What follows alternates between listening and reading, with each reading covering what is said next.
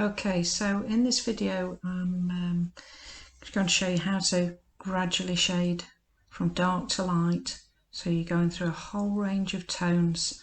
Where there's a lot of different tones all the way from dark to light, we say that has a lot of contrast. What we're trying to do is make these pipes look like they're 3D. Without the shading, they look flat. Doesn't look like they're coming off the page, so we want to make them look like they're coming off the page.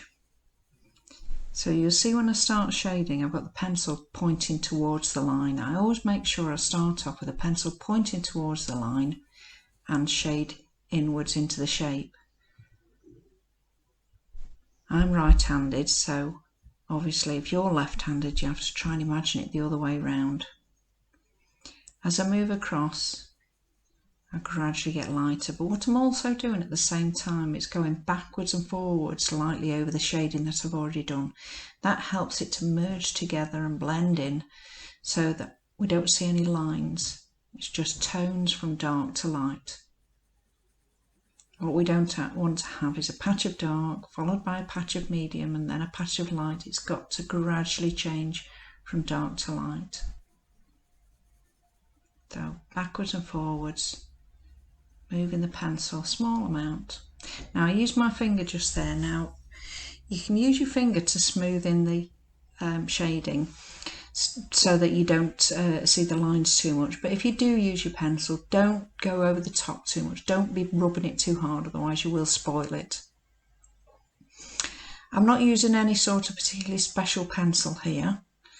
It's just a normal HB pencil. I'm going to try and use the sort of equipment that you're most likely to have at home, so I'm not going to use anything special. I've printed it out onto normal printing paper, nothing special again.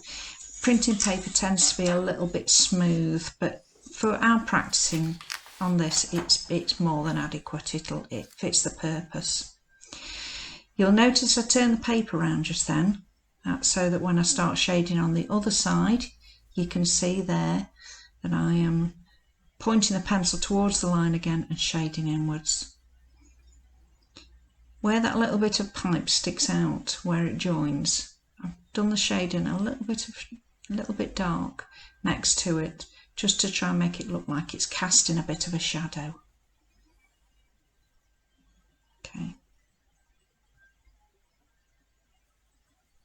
So there you can see dark to light, overlapping, trying to keep it as smooth as possible. You might find when you start off it's not very smooth, but with practice you'll get better and better at it.